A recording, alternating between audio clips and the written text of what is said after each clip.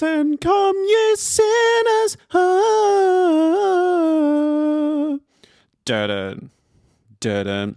Has anyone noticed that like the theme song for Book of Mormon, or sorry, the Secret Lives of Mormon Wives, is basically just like Unholy, just repurposed, the Sam Smith song. And they did use that in the first ever episode of Secret Lives of Mormon Wives.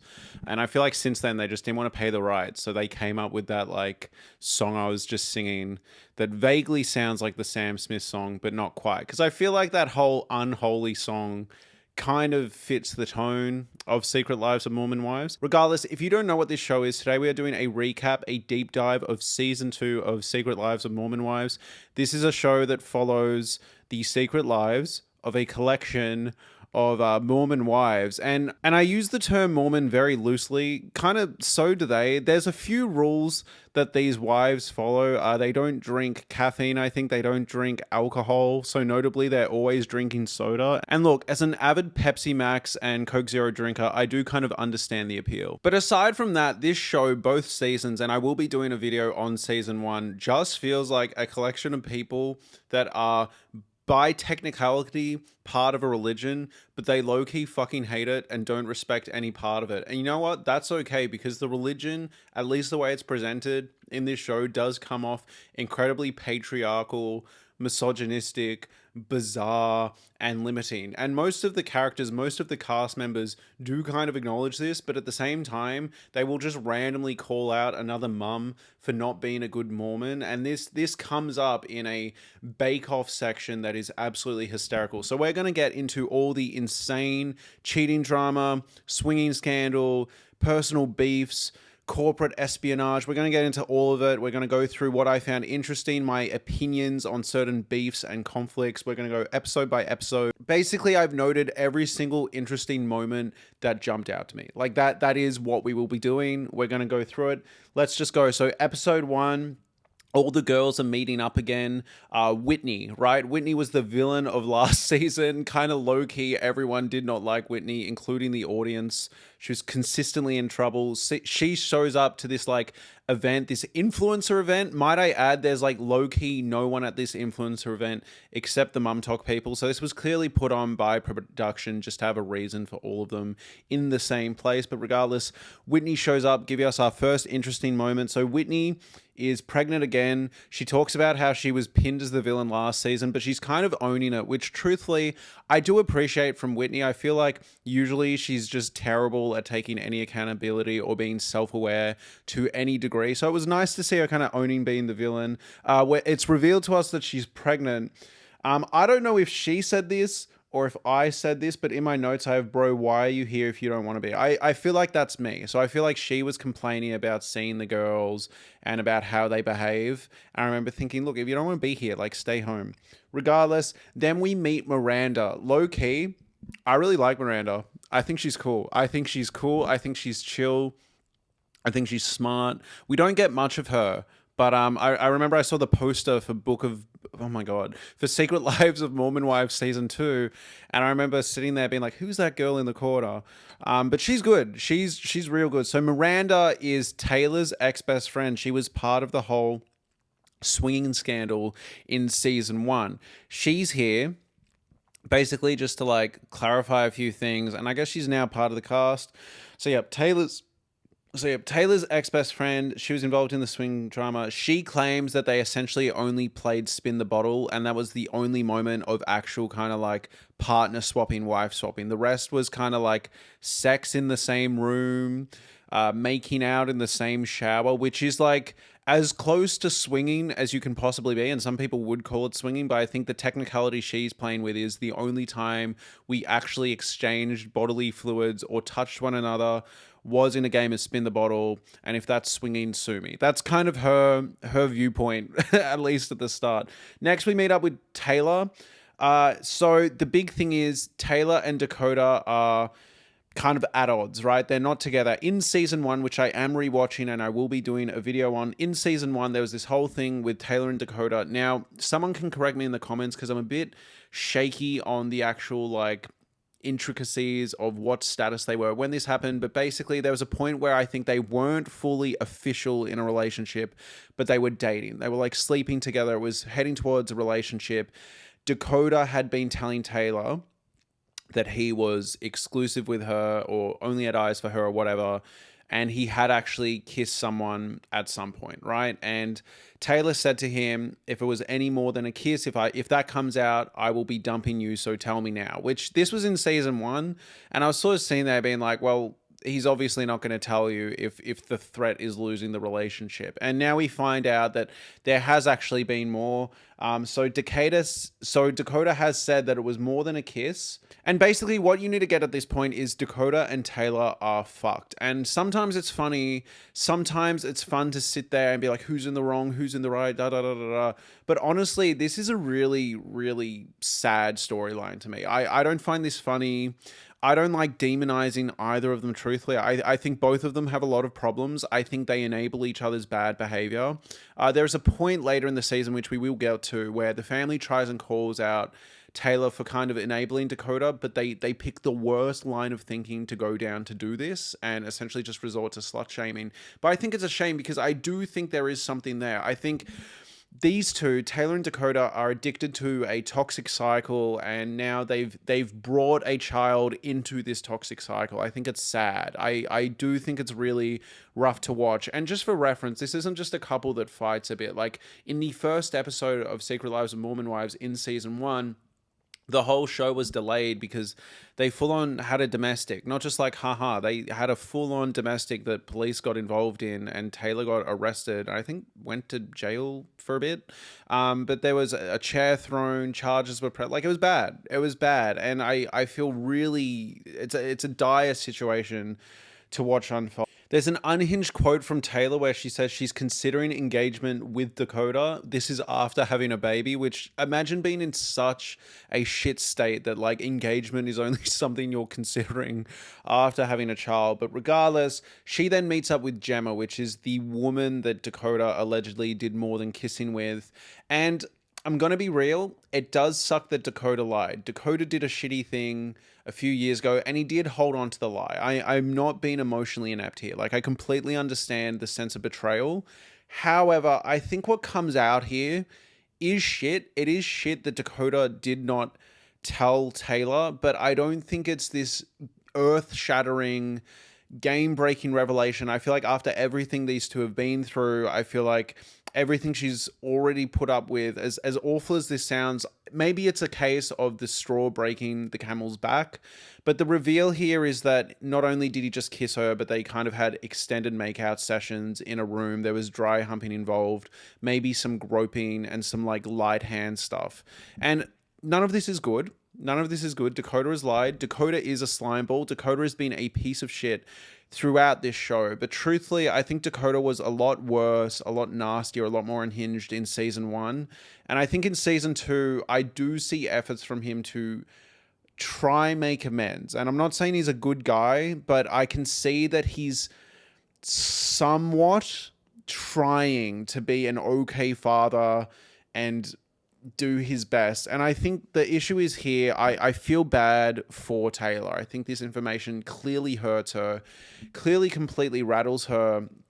But I was just sort of struggling this whole time with, given everything they've gone through, and given the fact she was okay with him having a kiss, I was surprised that this information reveal that yes is really bad. It felt like something to me that they could have possibly worked through, but it does really hurt Taylor. And I think she is probably hurt either due to the lies or the fact that she's been trying to see the good in Dakota throughout this relationship, and he has been holding on to this lie. I mean, I was just sort of sitting there being like, oh, I feel like if you could handle the kiss itself, I feel like this isn't too much more. But none of that means anything Dakota did is okay. I guess I'm just sitting there sort of thinking, now that you have a child, and also throughout the season, Taylor continues to sleep with Dakota and sort of have this will they, won't they, yes, I'm going to forgive you, no, I'm not going to forgive you. I'm sort of wondering if this additional information is that game breaking in the grand scheme of life, especially if Dakota hasn't repeated any of this behavior since then. Now, I'm not saying that means Dakota's behavior is okay, and obviously in a good relationship, none of this would have happened. Dakota has clearly been a bit of a piece of shit in his past, but I do think he has tried to change a bit and is trying to show up as a father a bit. And I do just wonder if this is if this is worth it. And that's not to invalidate Taylor's hurt here, because she's understandably hurt, but I think the way their relationship goes throughout the season, the toxic cycle they continue to be in, that Taylor enables, that Dakota enables, that both families of theirs enables, I sort of started to sit there and be like, you know what, given all the stuff that unfolds in both seasons, given all the drama you two are constantly in, I don't know if this additional information deserves to be the thing that breaks you guys. Like, I think the domestic disturbance that you guys had, which also took place after this initial hand stuff, but yes, before the reveal of his lying, I do sort of think that should have been the thing to end you guys. I don't think, out of things to be angry at Dakota about, I'm not sure if this one is the thing to completely end you guys. But again, I do understand it's a straw that broke the camel's back. Then we cut to Dakota walking around like a lunatic, being like, you know, I was just kind of dry humping and now I'm fucked. And like, it's like he sounds like a fucking idiot. He does. But I appreciate that he is trying to be seemingly an okay daddy. All right. And I know the bar for men is in the fucking toilet. But I mean, I have to give Dakota some credit. Somehow, by some miracle, he comes off better than some of the other husbands in this fucking show. All right, moving on to episode 2. So, Taylor tells Miranda's husband about a sex dream. He admits he has feelings for Taylor. Oh, yep, all right. So they catch us up on this whole swinging drama that went down with Taylor's best friend, Miranda. This was the whole drama she was talking about in season 1. So essentially, and this is an issue we find with Taylor throughout the season. I will say, credit to Taylor, I don't think Taylor lies. And the reason I don't think Taylor lies is because in season 1, the cops come up to what looks like a domestic disturbance. And normally in domestic disturbances, normally the police are kind of looking for the violent male aggressor, right? And Taylor willingly came forward and kind of shot herself in the foot and went, I threw a chair at my husband. Like, I'm manic right now. And she ended up getting charged, which I always found sat weirdly with me given the context of what was going on. I felt like she was clearly going through what seemed like reactive abuse, but I always found it interesting that she was so forthcoming, so honest, and owned her part in that. And since then, I've always kind of viewed Taylor as, yes, shoots from the hip, can be a bit erratic, can kind of say whatever comes to her brain before thinking, but I also do think she's honest to a fault. So basically, yeah, we find out that Taylor went up and told Miranda's husband at the time that she had a sex dream about him.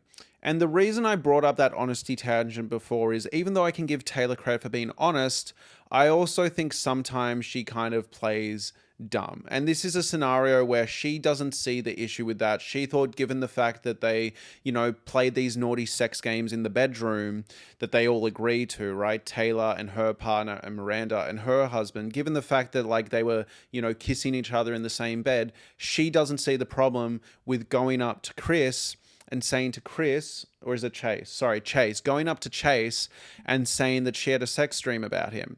And I think Taylor's bullshitting here. If Taylor has enough of an issue with Dakota and everything that went down there and semantics on what was clarified and what wasn't and what was the truth and what wasn't, Taylor should know better, all right? Just because they consented to kind of what felt like swinging or almost swinging in the bedroom doesn't mean you then go up to Chase outside of those like organized sex parties you had with your friend and then go tell him you had a sex dream. Of course, Chase is going to perceive that as a come on. And I think Taylor's seen here being like, yeah, for some reason, Chase thought I was like really into him. That was crazy. I'm like, bro, of course he thought that. Of course, you went up to him and said, I had a sex dream about you. Like, of course he's going to be like, want to make those dreams a reality, baby? Like, absolutely. That didn't shock me at all. Regardless, then we have the guys' fishing trip. And the reason I just want to talk about the guys' fishing trip is because you have basically two cucks, all right? Actually, you know what? Jesse's husband isn't that bad, but it's kind of David and Goliath, all right? So you've got Jesse's husband, who I think his name is Jason or Jackson or something. You've got Jesse's husband, who's like a short king. You've got Zach, who is Jenna's husband, who's just honestly just the biggest soy boy dingus ever. I cannot stand Zach. Like, low key, the worst husband of this show. I actually think he might be worse than Dakota. But then, amongst them, you have a god amongst men. You have Brett. Look at this handsome ass McGee. Look at this Giga Chad fishing with these two man babies. It's absolutely hysterical. Their dynamic and interplay, like these two men just kind of like wallowing in their own misery, while like Giga Chad over here is just like, that's crazy. Hilarious stuff. Dakota's talking about the fact that like, oh, I'm receiving death threats. It's really hard. Brett, do you receive any death threats? And I'm just picturing Brett being like, no, I just receive like nudes. You know what I mean? Like, as if Brett's going to be able to relate to death threats. Absolutely not. Anyways, then we have to me what I feel like other people aren't talking about too much. One of the most interesting parts is Zach starts talking about Jenna's kind of lying. So he meets up with Demi and Jesse, who have an issue with Zach for how he treated his partner Jenna in the first season. Specifically, this event that happened after Jenna went to like a strip club with the girls. He like lost his shit, all right? And like really grossly too, like very, very toxic, very gross. So Zach goes to meet up with Demi and Jesse, and they go in wanting to demonize Zach. But as they start talking to Zach, they start realizing that Jenna might be a bit of a bullshitter. So Zach starts talking about the fact that the idea that he gambled away all his medical money is false. Jen starts to get in trouble for possibly lying. And at this point, I did sort of feel like, look, there is a chance he's still in gaslight, gatekeep, girl boss mode, and he's just lying to get Jenna in trouble. But as they keep talking, more and more lies come out on both ends where you're like, oh shit. Anyways, moving forward, so there's a point where Taylor has a sit down at her family. Is it this early in the season? Oh, it is. Okay, so very early on in the season, Taylor sits down with Dakota, might I add, at a family kind of dinner. And I do think what the dad maybe was trying to get at, which was getting Taylor to look at her part in Dakota and Taylor's toxic cycle, was actually long overdue. I think the issue here is Taylor's dad resorts to, instead of being like, hey, sweetie, I actually think you need to give Dakota a clear answer here, all right? If you're mad at him, or if you're upset with him, cut him out, that's fine. But this will they, won't they is cruel on him. It's cruel on your child. Dakota did something fucked up, but you either need to give him a chance or move on. If the dad said that, I would have been 100% with him. I would have agreed, because I think this cycle has been going on for way too long. And I truthfully don't think it's about the additional dry humping we found out about, that Dakota is this upset. Sorry, that Taylor is this upset. But the dad goes absolutely apeshit and resorts to what I can describe as like Mormonistic slut shaming. Like he literally just goes, you fucked him when you guys weren't even official after like 3 dates. What does that say about you? And it's like, it is so clear that the dad is just kind of confronted by his daughter's sexuality in a being raised in a Mormonistic household, that he gets this blind red veil of rage and lasers in on that and completely fucks up his point. And I do think, I've seen a lot of people say that the family is completely in the wrong here. And no, I do actually think some of what the family is saying, given the fact that they have a child that they need to raise, and basically being like, you need to leave this high school stuff in the past, forgive him or don't, but like, this is not good for a baby, I think is a fair thing to say. But I thought what the dad was saying here, I got the place it was coming from initially. Like, I got his initial frustration, but how he verbalized it, what he said, what he chose to focus on. And it's like, also, it was 3 years ago. Like, okay, she was in a situationship and maybe she could have set better boundaries, but that doesn't mean she deserves any of this. Like, it was such a weird thing to focus on. And yeah, the dad was being fucking shithoused. I really found this awful. Next, all the girls go to like a Halloween party. I think it was Jesse's Halloween party. And so Jesse has organized for Zach, because they still don't like Jack. They've organized for Zach and Jenna a makeup Chippendales dance. So as I said, Zach went off his nut in season 1 because Jenna went to like a strip club with the girls. And so their answer to this was to organize basically the Giga Chad husband, right? The really hot husband, Brett, and then the slightly less hot husband, Jason or Jackson, whatever, Jesse's husband, to do a really full-on striptease, like, you know, just in their underwear dance on Jenna, along with another Chippendales dancer, in front of Zach. And Zach's reactions here were priceless. And the thing is, if Zach hadn't been such a piece of shit in season 1, I would be like, this was a shitty thing to do. But it is clear that they're like, this is you repenting for your misogynistic sins. You know, if you can stomach this, we'll kind of forgive you. If I was Zach, I would have just had to like swallow my pride and had a giggle. Now, the important thing to note here is Jenna's having a laugh. She's having a laugh. She's enjoying it. She likes it. Remember that for later. All right. Remember that. And if you don't believe me, go back and watch this clip. Like she's in on it. She enjoys it. She'd been notified beforehand. All right. Just remember that. Remember that.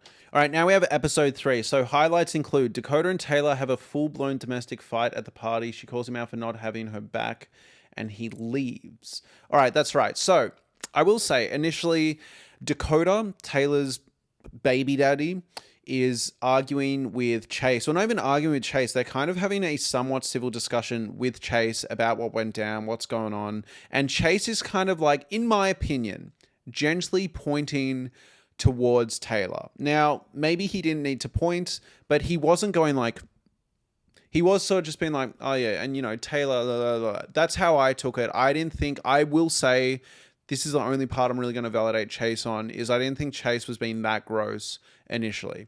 Taylor obviously sees this. She sees Dakota and Chase, you know, talking about her, comes up, is like, what the fuck are you saying about me while you're pointing at me? She does come in a little hot. From there, Chase, you know, also comes in hot. They start going truth for truth, bar for bar, start beefing.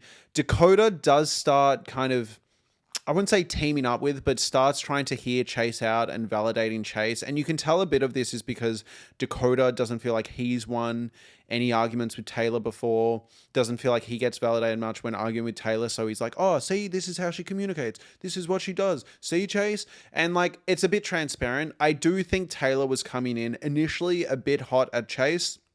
And I almost agreed with what Dakota was saying, but that's a thing of like, say that in private. You know, and I do get it. This is another moment where it's sort of like, Taylor, I don't like Taylor. You know what? They both drive me nuts. All right. So like, cause the constant issue here is like, Taylor will be like, oh, Dakota didn't show up for me as a partner. And it's like, you literally told him you don't want to see him anymore. Then you started sleeping with him. Then you told him to fuck off. Like, of course, like, what do you expect? You expect him to show up as a great husband if you're telling him to fuck off. But I also think Dakota needs to take a look at himself. Why is he showing up to all these things acting like he is her partner if he's not going to then do partner-like things, right? Like, in my opinion, the best way Dakota should handle this, because Taylor's obviously confused due to how hurt she is, right? Fine. If Dakota was smart, Dakota would stay at home, not go to these parties. Be like, you know what? It's not appropriate for me to be there because we're on rocky grounds and what I've done to you. I'm going to stay home. I'm going to take care of our child. If you ever need anything, I'm here, right? And then, you know, Taylor blows up at the party, has beef with Chase, whatever. Who does she have to come home to? She can then reach out to Dakota. But instead, Dakota chooses to show up, chooses to fumble the bag as her, like, pseudo partner or whatever.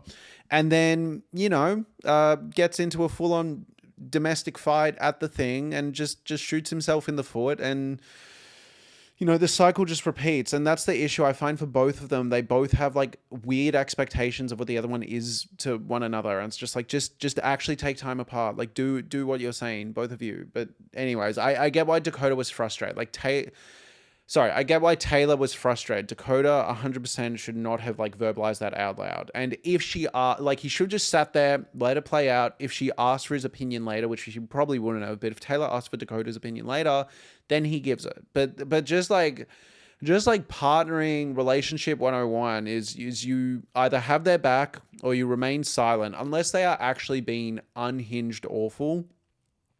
Just wait till after to maybe say, hey, maybe you should apologize or go about it this way or go about it that way. But I don't even think Taylor was being that bad. Like, she did come in hostile, but Chase is a twat, so whatever. Then there's this moment where I do think was taken a bit uncharitably. Chase is kind of walking out. He does kind of like poke at Demi's Fruit Pebbles outfit, which is notably quite plushy and pushy, and I think was just sort of a like, yeah, I'll see you later. Maybe a bit of a passive aggressive fuck you, but watching the footage back, watching other people's interpretation, I think it was just a bit of a clunky goodbye. Like, it was clearly a bit passive aggressive, but Demi then runs over to Brett and basically is like, he pushed me over, he pushed into me. And like, of course, Brett hears that and he's like, I'm gonna murder him. So Giga Chad Brad is running around in in a stripper bow tie, like 7-foot dude, and goes up to Chase and yeah, like essentially Ben threatens to beat the fuck out of him for touching Demi. But what gets even better is you essentially have that meme of the Mandalorian and Baby Yoda trying to intimidate people as a team. So, Brett is like towering over this dude who's like, you fucking touch my wife. And the dude's like, oh, fuck, man. And then you've got Jesse's husband, Jackson or Jason or whatever. And he runs over. He's like, oi, take accountability. He like, take ownership. You bullshit. Take ownership right now. He loses his shit, but it's so funny because just in the wake of the Giga Chad Brett, I feel like it's a bit of a de-escalation in intimidation. So often the smallest dogs, is it the loudest barks have the smallest bite? Whatever. Like, right, he's like making up for his lack of physical intimidation, but it's good. It's good stuff. So then from there, after Jordan says take ownership, Zach is now spiraling over the Chippendales thing the next day, and this is where the turntables, all right? Because Zach's like, yo, I didn't like the Chippendales thing, and you're like, oh, Zachy, because he's falling back into kind of the toxic rhetoric he had in season 1. I do have additional thoughts on that I will get to in a sec. But initially, Zach's sort of spiraling, right? And you're like, oh no, he's being shitty again. But then Jen, and you could say this is a product of her being in a toxic relationship. She just has to take his side to avoid conflict. I don't know. This comes off shady to me. So she starts sitting there and is like, yeah, like I didn't like how they went about that. I didn't like how they did that. Yeah, I really didn't like that. No, I didn't like that. It's like, 1, you were like cheering it along. 2, we actually find out later that Jesse and Demi did actually say like, here's what's going down. She gets caught up on technicalities and is like, you didn't say that this person was going to do it or that it was going to go on for this long. But no, she's acting like she didn't know anything. And she's acting like she didn't enjoy it, and they did that against her consent. And low key, this reminds me of, if any of you have seen Euphoria in the first episode or 2, there's a situation where a broken up couple, Nate and Maddie, are talking about getting back together, but they're not fully back together. And then Maddie sleeps with someone in the pool as kind of like to humiliate Nate. And then Nate kind of convinces himself and convinces her like, oh, he like assaulted you, right? Like he like took advantage of you. You didn't want to do that. And she's like, no, I didn't want to do that. And then Nate goes and beats up the guy she slept with. The reason I bring this up is it's giving the same vibe. Like Zach is pissed at the women, and instead of Jan being like, yo, you're doing the same shit you did last season. You're being shitty again. Relax. Have a laugh. They're obviously shit testing you to see if you're still the same person. Do not be the same person. Instead, Jenna goes, yeah, they like did that without my consent. That was like mean of them. Like essentially enabling Zach's bullshitty complex. Now, I will say, I think Zach's blow up at the end of season one, and I'm going to do a full season one review, but I think Zach, hear me out on this one. I actually don't hate Zach sort of having an issue with the strip club thing. I think everyone is allowed to have their own preferences. The reason I say this is because when I was in high school, a girlfriend, not a girlfriend, oh my God, a friend I had that was a girl, she had a boyfriend, right?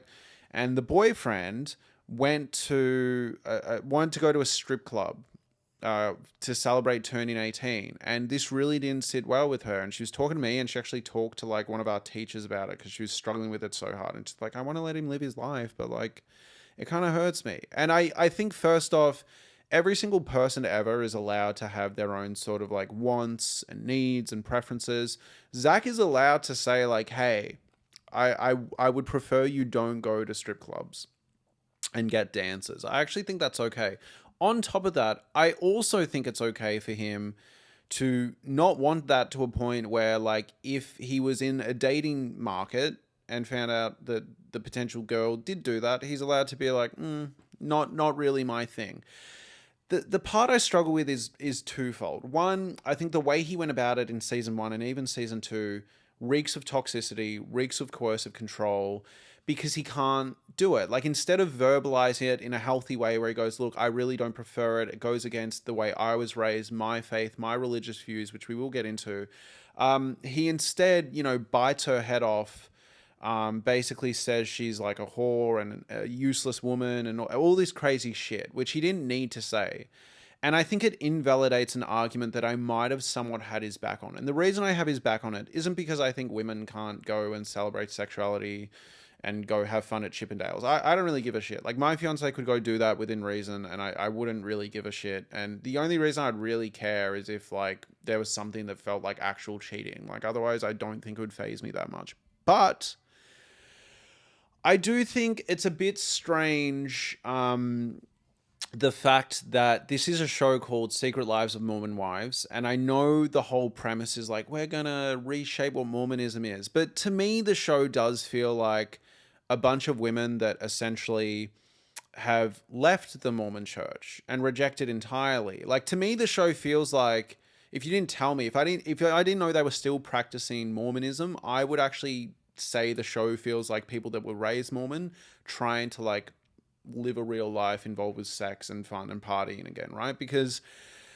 as it stands, I do think to a degree, like, if you're going to marry a Mormon man, and Mormonism is a very weird, conservative, has a bunch of rules, I actually don't think it's that much of a surprise that he wouldn't be that keen on like a strip club. Similarly, like later on in the season, Demi is going to go skinny dipping and Brett isn't keen on that.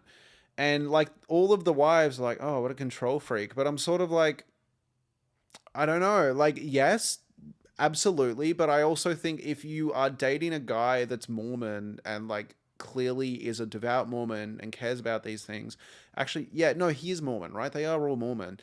I do kind of feel like to an extent, maybe there's a bit of like, this is kind of what you signed up for. Now, I don't mean that means they then have an excuse to be awful and misogynistic and violent in their language the way Zach is. But I do kind of get why Zach would feel a little jibbed if Jenna wanted to consistently go to Chippendales. In saying that, though, there is a healthy way to communicate, hey, I would prefer if you don't go to Chippendales moving forward. I know it was a fun thing with friends, but it's not really my vibe. It didn't make me feel great.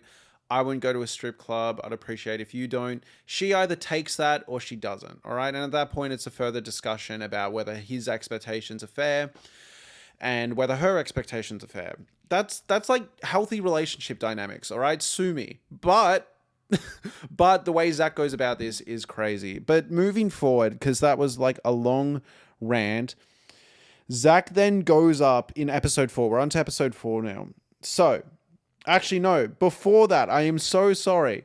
Jen is pregnant. So while they're dealing with this toxic beef and you're seeing this toxic cycle breakdown, turns out Jenna is pregnant with Zach's baby. And like, again, I'm trying not to like victim blame women, but like Jenna, why are you sleeping with Zach and not using any protection, which is mentioned later, like that is confirmed, when you're not sure how you feel about it.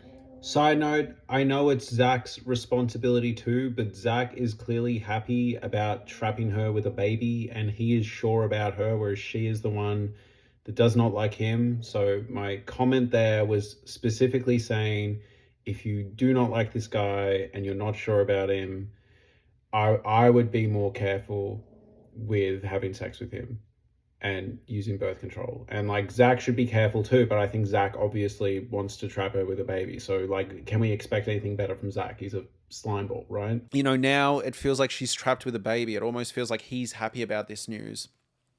And it's a similar thing with Taylor and Dakota, and I get it. These like toxic, abusive relationship cycles, they fuck with your head and you do things that don't make sense. But like, so much of this season is spent with me feeling a major amount of empathy and pity and just like severe sadness. And a lot of these women are like my age or older, and I feel bad for them, but you're also sitting there being like, oh no. Like, you know, like just because Zach has the we've seen Zach be awful, you know, and I don't think any sort of repair work he does in season 2 is going to fix that. Like I as a person cannot see Zach as anything but that guy that was like just viciously pulling apart Jenna in season 1. So the idea that they're going to have a child together unplanned, and I think this is a substantial part of Jenna's prenatal depression that she talks about. I don't think it's just the chemical changes going on in her brain or the typical prenatal. I think she is really sad about the fact that she's probably tied to Zach for even longer, and she was considering ending the relationship, and it's sad and it's full on. You know, we also don't know if like maybe they weren't using protection, but she was like, oh, you know, pull out, and he didn't pull some fucking bullshit. That's speculation. Don't sue me. Don't come for me, Zach. But you get what I mean? Like I feel bad for her. But it's also just like, oh, like what are you doing?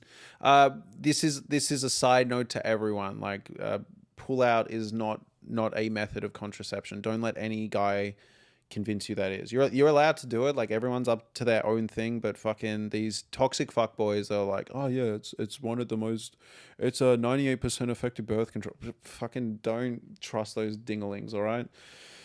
Moving on, episode 4, Zach brings up Chippendales to Brett and Jordan. Yeah, so Zach, they go golfing. Brett, Jordan, and Zach go golfing. And Zach is like, excuse me, guys. I really didn't appreciate when you got at your chiseled bodies and gyrated in my wife's face. You did that without her consent. It was really mean. And this is definitely Jenna's upset and not me. Yeah, it's awesome. My favorite part being like when he kind of lashes out at Giga Chad Brett and is like, you touched my wife without consent. Jason says Jen was warned and could have opted out. And then Zach goes, oh, well, that's something Jen and I need to sort out. Rough. But it's also a moment where Jen's lies are starting to like fall in on themselves. Because I guess at the same time, Zach is going off this idea. It's unfair to go off at Brett. Like in theory, Zach should have been going off at Demi and Jesse based off Jenna's story. But really all this comes down to just Jenna and Zach. But I don't know. These guys were just doing what they were told. They were probably, you know, offered some like reward sex afterwards. Like, you get what I mean? They were probably excited. Anyways, moving on. Is that everything? Oh, and then at the end of episode 4, oh yeah, we have Layla's orgasm party. So in season 1, I do actually, you know, I will say I appreciate the show talking about this. As much as I kind of give the cast a bit of shit for like being like, we're Mormons, and then kind of viscerally reacting whenever like a Mormon practice is attempted to be practiced. I really respect the narrative and the time spent on the fact that Layla hasn't had an orgasm before. This was explored in season 1. She full on went through a relationship into marriage, into divorce, not having come once with this fucking dude, and now she's with a new guy. And yeah, so they're having like a party to, you know, educate, sexually liberate, kind of get a gauge of what resonates with people. And Layla's like, oh, I think I like it rough and fast. And I'm like, yeah, I'm sure your boyfriend's gonna hate that news. What what terrible news. You know what I mean? I feel like he's probably going to pass out with excitement. But, anyways, moving forward, the episode ends with Demi seeming jealous of Macy's success. By the way, we haven't talked about Macy much. Macy is, for me, like, goated Mormon wife. I think my favorites are probably Macy, Michaela, yeah, uh, Demi sometimes, but she gets into controversial, sticky territory in this season.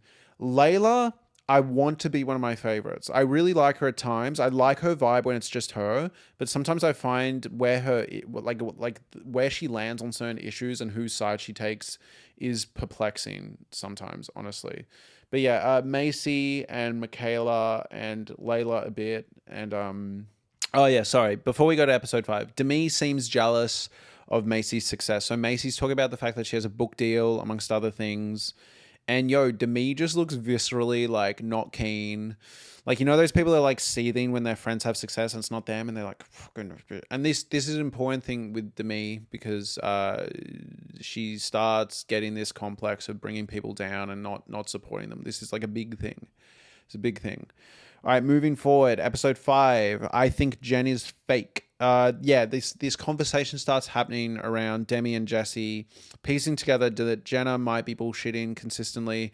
There's also a conversation between Zach and Jenna about this Jen Affleck thing, and I truthfully get the vibe that yeah, there is a chance that the Ben Affleck thing has been spoken about as a half joke. Maybe it's true, maybe it's not. Let's even say that it is true, but Zach is saying, hey, don't do it publicly. Ben Affleck doesn't want that, or our family doesn't want it. Like, please stop doing that. She clearly just lies and does not respect his wishes. But even so, the conversation did feel like Zach was saying it with his chest. He's like, look, it might be true, but like I asked you not to do that because it's not 100% and I don't want it publicized and whatever. Like maybe he's doing damage control on camera, but no, I think the vibe I got was she was being a bit shitty in that whole thing personally. And like Zach sucks, I know, but I'm just saying what I see. I'm just saying what I see. Next, we find out that Taylor is sleeping with Dakota. She's making him clean the house, then denying they're together. This is another example I talked about before of Taylor kind of being like, oh my God, like how could anyone take it like that? Like how could anyone take that I said I had a sex dream about him as like flirting? What the fuck? And this is the same. She made like a TikTok where she's, you know, getting him to clean his house and be a super simp, and then everyone thinks they're back together. And it's like, why would people think they're back together? Why would people think that? It's like, come on, man. Next, Jen says she was okay with Brett, but not an actual stripper. She says this to Jesse. So Jesse and Jen are having like an argument slash conversation. And yeah, Jen is like, no, I was fine with Brett dancing, but I was not fine with a random stripper dancing. And like, let's be real. The stripper probably had the sloppiest rig.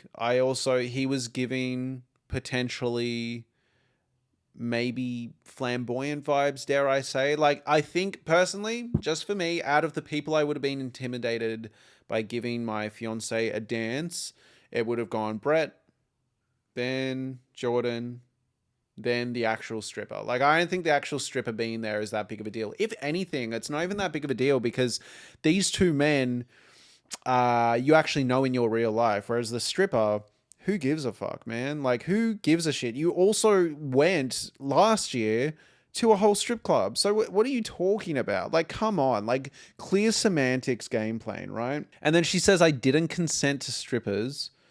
And then, like, has a moment where she says, like, I didn't say that, like, Jason or Jordan, I didn't say that Jordan could rub his tiny dick all over me, which is, like, relentlessly cruel.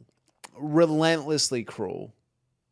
Just mean, like actually mean. And I'm not trying to be like, oh, fragile male ego, male men might go murder themselves, but like, no, that's like really fucking mean to say.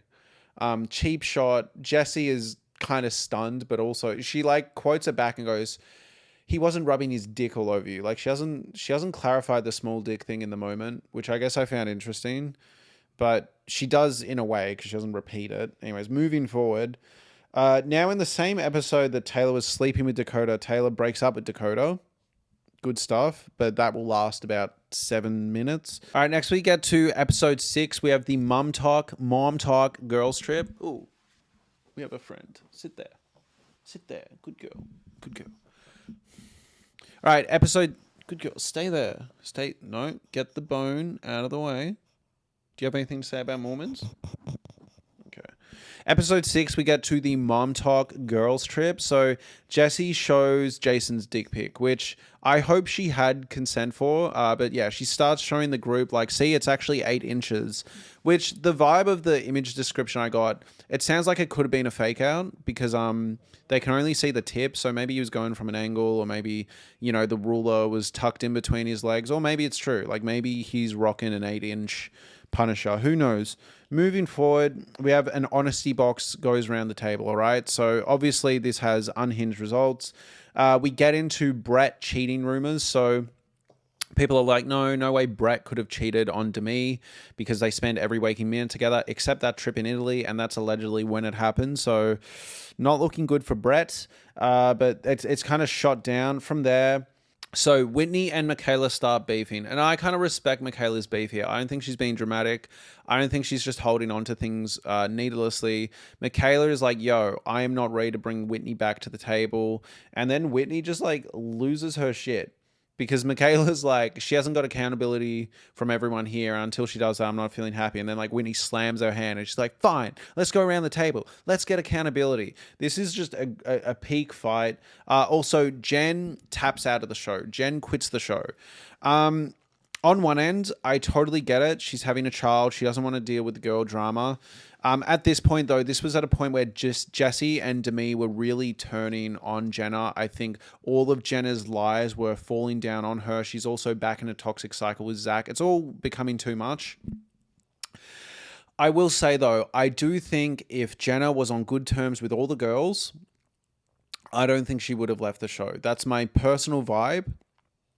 That's not to say that the pregnancy isn't tough on her brain. It 100% is. But I do think if she felt like on good terms with the girls, she wouldn't have left. I do think part of it was she was leaving to get out of this sticky situation and kind of buy herself some distance and some time. And I think mental health and pregnancy is something people can't really contend with. And I'm not saying she's completely faking it, but I do think a significantly contributing reason to her leaving is also the friendship fallout.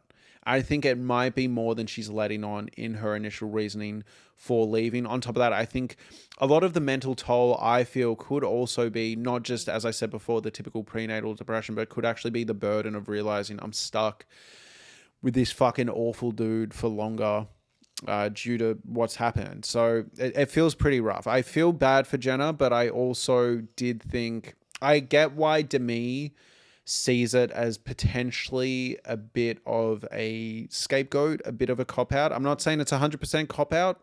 I do get where Demi's coming from slightly. However, she does come off incredibly harsh when she verbalizes this.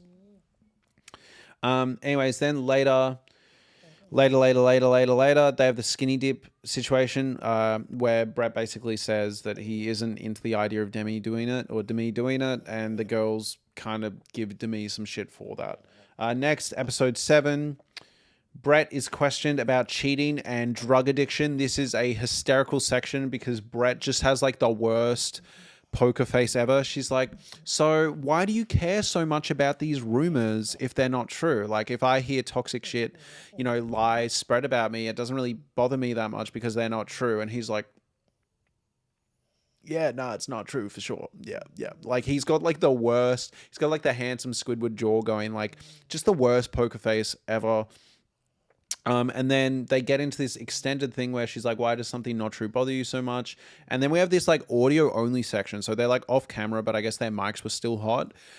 Where Brett gets a little unhinged, not gonna lie. So he's going like, you have to know I'm innocent. Like, you have to know, like, and he's like losing his shit. And she's like, this reaction, this vibe is really strange for something you're saying didn't happen. And, I agree. Also, one thing to keep in mind about Demi and Brett is they've been struggling with infertility. He's got weak swimmers and she's got endometriosis. So it's kind of not working very well. as a whole. They're both struggling individual issues, and as a couple, it makes it really hard to conceive. And Demi is really sad about that. Zach then has the gall to show up and say, Jen's crying every night, mostly because of the girls. I do think this is true. I don't think he needed to like report this to the girls, but it does kind of validate what I was saying, where I think it was the friendship thing on top of everything else that finally like ended it. Finally, we find out from Taylor that Dakota gave her an ultimatum: get together or end it. And I do think that was like I think that was a good idea. From there, we have the Mormon wife bake-off. And this basically sums up my issue with their approach to Mormonism, right? So they go get a better than sex cake, but they can't call it a better than sex cake. So they call it a better than what cake, but they decorate the better than what cake with a bunch of cocks. Yep. So and yeah, again, this really does summarize these women's the women's. This really summarizes the way these women approach Mormonism, where it's like they'll be like, oh, we got to reject that and that, but also kind of work within the confines of it. It makes for a very confusing experience as a viewer. Next from there, Brett gets lightly roasted at dinner. Like a lot of people start sort of like asking him what the go is about the cheating while they're judging things, by the way. There's this moment where like the better than sex cake low-key wins the whole thing. But then another cake is criticized for not being Mormon-y enough, not being religious enough. And yeah, again, it completely summarizes the weird relationship this show and the cast has with Mormonism, where sometimes it's completely respected and sometimes it's just thrown out the window. From there, Taylor lashes out at Demi again. I forget why she did this. I actually do forget why she did this, but this is at the table. And then Whitney's husband opens up about his porn addiction, aka sexting women on Tinder. So I'm glad at least when he brought this up, he wasn't framing it as just a porn addiction, because truthfully, I know porn addictions can be bad, but I think there is a massive difference between being addicted to watching porn, just general porn of women that you don't consistently know or talk to, and then like actually like cyber cheating with women on Tinder. And that's what Whitney's husband was doing. So I appreciate that he is actually owning it for what it is. It is awkward though. It is an awkward thing to watch play out, him kind of bubbling and babbling over the dinner table, but I kind of appreciate that he wasn't just reframing it the way he usually does. Next, we have episode 8. So now we get into the big beef of the season. So Taylor goes to the Country Music Awards. She's invited to the Country Music Awards.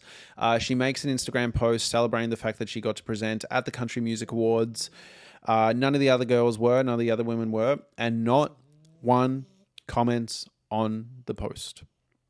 And you know what? I think that's sus as fuck. I'm with Taylor. I'm with fucking Taylor. I think it's weird.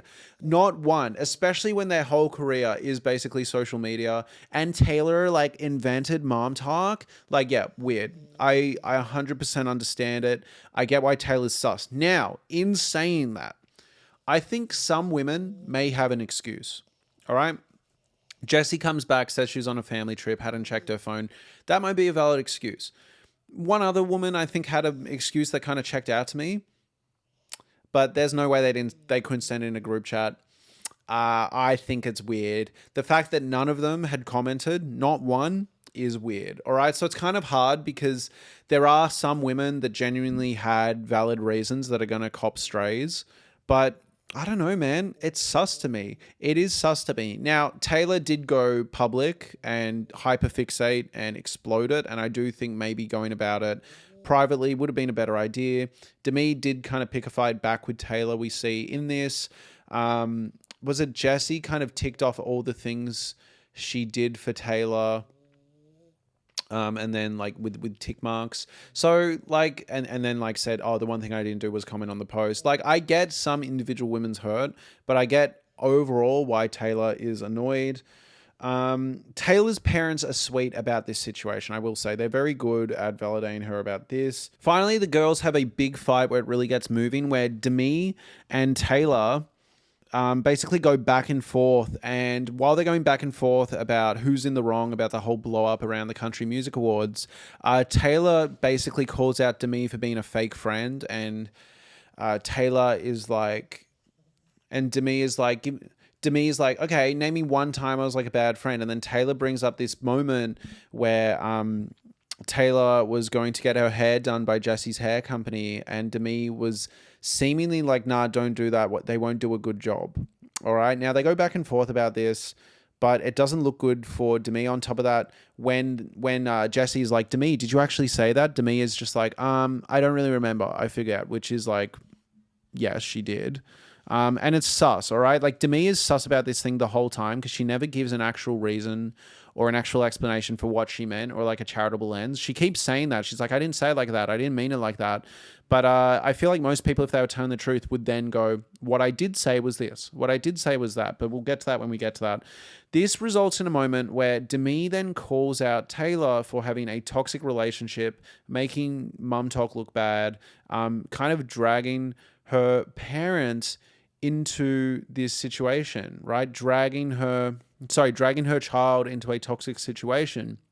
And I agree with Demi. All right. Now, should it have been brought out in public this way? Wasn't maybe a fair tactic in an argument? No, it wasn't. But I can't help but sit there and be like, I do kind of get what she's saying. And Demi eventually says it's unfair on Eva, the child, Everand, or whatever the name is, Evermore, whatever the name is. But I kind of agree. And it obviously looks bad to weaponize this seemingly as weaponize this in an argument. And I think it was maybe the inappropriate time to say it, or even the way she said it. But I was kind of sitting there being like, I agree. I don't know if it's entirely relevant to the argument, but I also don't know if the hair example was entirely relevant to the argument. They were both trying to destroy the other one's character. But to me, it felt like what Demi was saying about Taylor and Dakota was something that all the girls think, but maybe necessarily don't say. So I do get why. I don't know though. Like, I think Taylor was also fighting pretty dirty. Like, but it seems like it does unsettle the women, and they're like, that's an unfair thing to bring up in this argument. I personally think maybe Taylor bringing up the Jesse thing was also bringing up strays, but regardless, I think they both made good points, but maybe not points you should bring up in an argument. Does that make sense? Yeah, hopefully that makes sense. Next, finally, on to episode 9. Macy is pregnant and nervous because Demi struggles with infertility. So she's nervous on how to like celebrate this moment of her being pregnant because, Demi is struggling with being infertile. We get a video update from Jen where she's crying on video. And Demi, yet again, I think says something that I actually understand, but maybe you just don't say. Maybe you say that to your husband.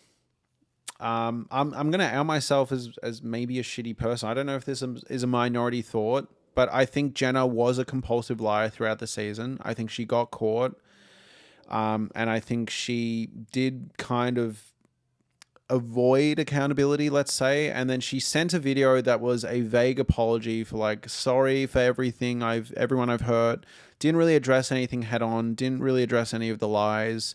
And I think Demi is on the money. I think it was the apology anyway part was an attempt to kind of skirt over things and just move on. And I think Demi understood that. And I think it's a mean thing to say, like, crying on camera feels manipulative, but that's how it landed for me. So I get where Demi's coming from. I don't know if I would have said that to the friends in such a visceral, harsh way. I think maybe I would have said like, oh, I would have maybe preferred some direct accountability, but it's a good start because it is a good start. But I do get where Demi's coming from. Next, we get into one of the hardest moments of the season. This is the pregnancy roulette game. So first off, I fucking hated this. I didn't think this was funny or like unhinged. I thought this was cruel. I thought this was cruel to Demi. And I know at this point, some people probably already hated Demi. I didn't hate Demi that much at this point. I got where she was coming from, even if she was harsh. But fucking hell, no, this was mean to Demi. This was real harsh. And it was because Layla had like a whoopsie doopsie, maybe I'm pregnancy scare, which again, I just think is so insensitive in front of Demi.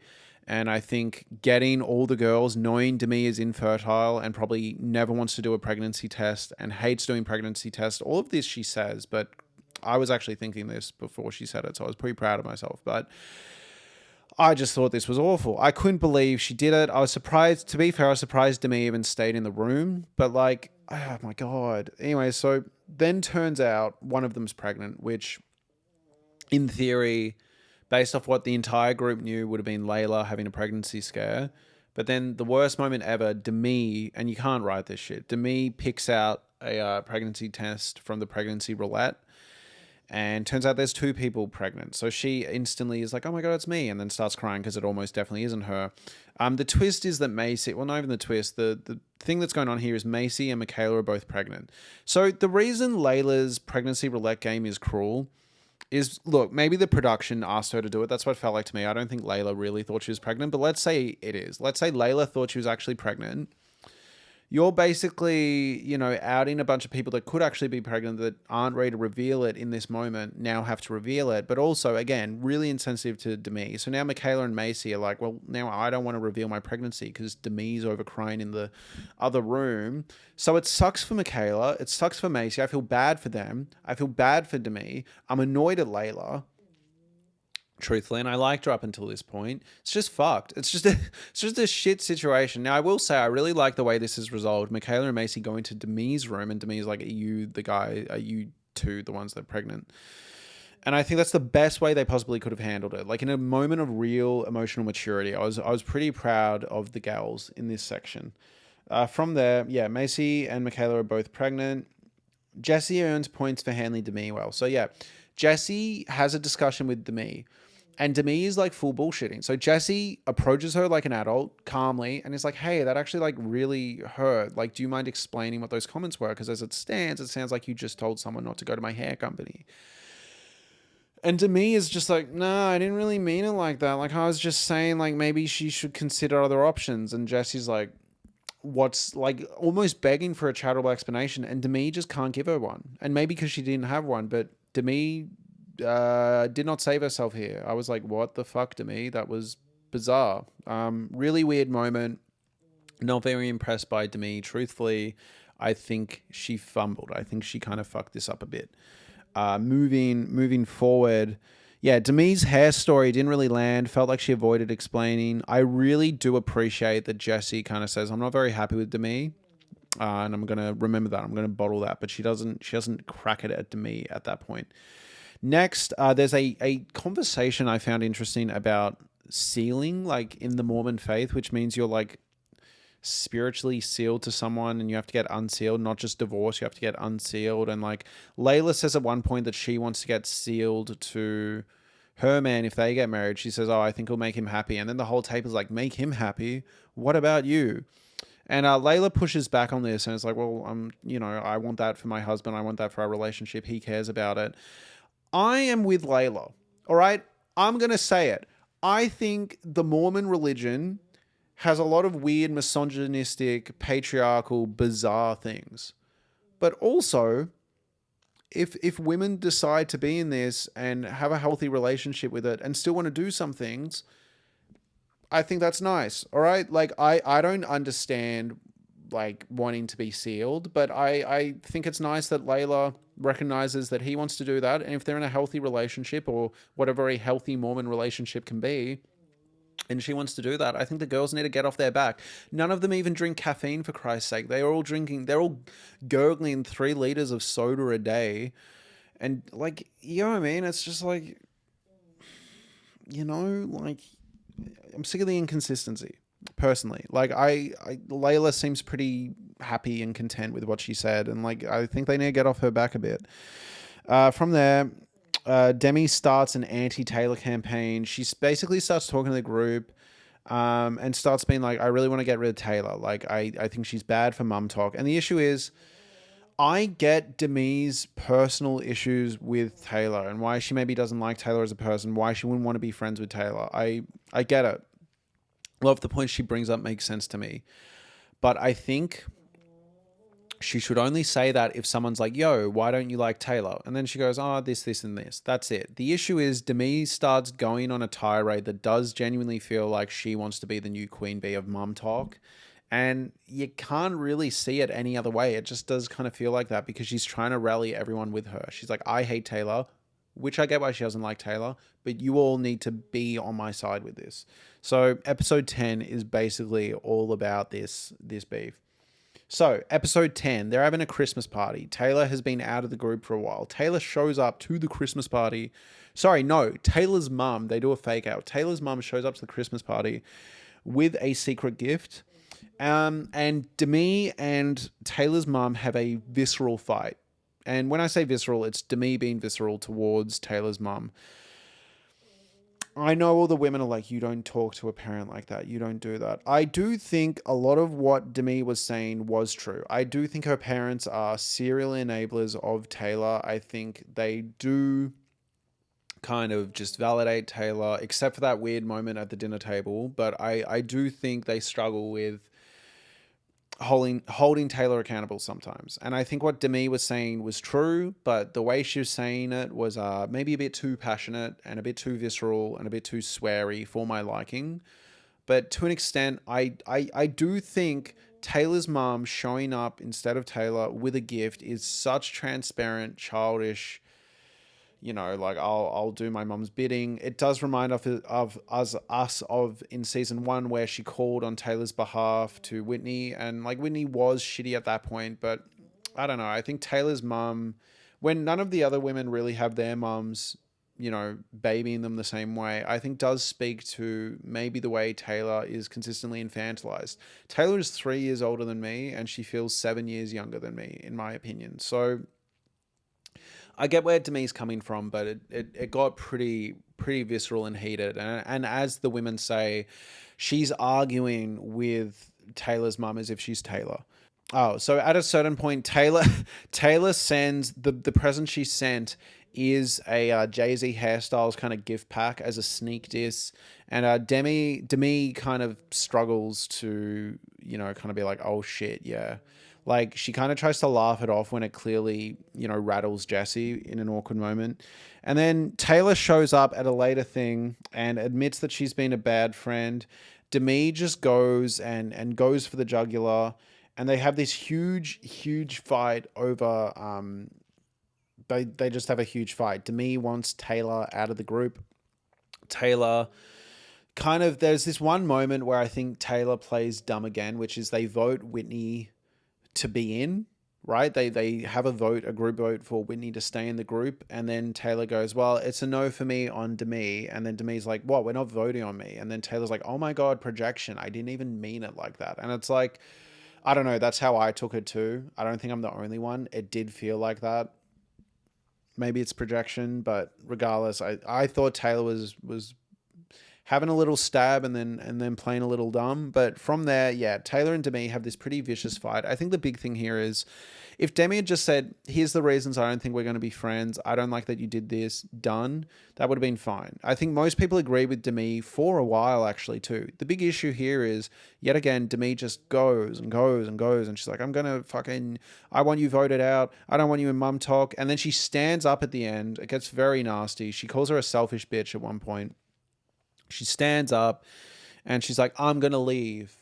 I'll decide if I want to come back to mum talk. Clearly waiting for the rest of the mums to be like, oh my God, no, don't go. And none of them say it.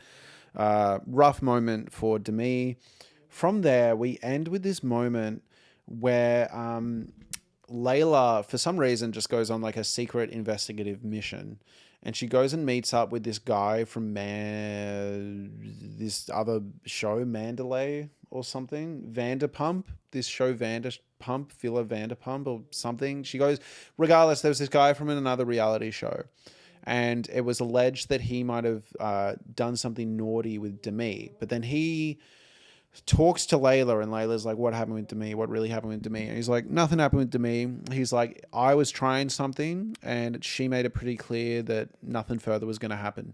But basically he says that he fucked Jesse, and that's the big stinger at the end of the season here. Now, we have a preview for next season, so I'm wondering if next season is coming out a bit sooner, because they have full-on footage. Maybe it's just a stinger. But yeah, the season ends with, oh my God, we think Jesse has cheated. Now, I assume this is all approved because this is like relationship-breaking, family-ending stuff.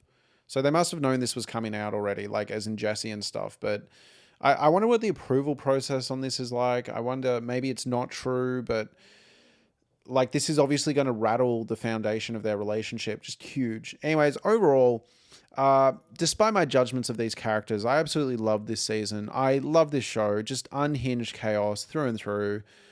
Reality TV perfection, honestly. Next to Married at First Sight Australia, this is the best. Thank you so much for watching. Please like, comment, subscribe. I will be doing a video on season 1 as well. I'm finishing it throughout this week. That was actually voted on by the top tier members of this channel. So shout out to those guys on Patreon. I also do YouTube memberships. They're both the same, just whichever you prefer. But memberships are either the cost of a cup of coffee a month or a bit more for the top tier. But for everyone, you get to vote on things I cover in a weekly or fortnightly podcast where I talk about everything I watch in a given month or TV show. If you recommend TV shows, I'll try cover at least a few episodes. From there, I do cover every movie I've watched as well. And it's a great way to support the channel. On top of that, if you get the top tier membership, you get to vote for you get a big say, because there aren't too many members on that tier, but you get to vote for a monthly, or if I get more members, a fortnightly member voted main channel video. So like an actual video that gets released to everyone with footage and everything. Thank you so much for watching, everyone. Please subscribe, please like and comment, and have a lovely day. Thank you.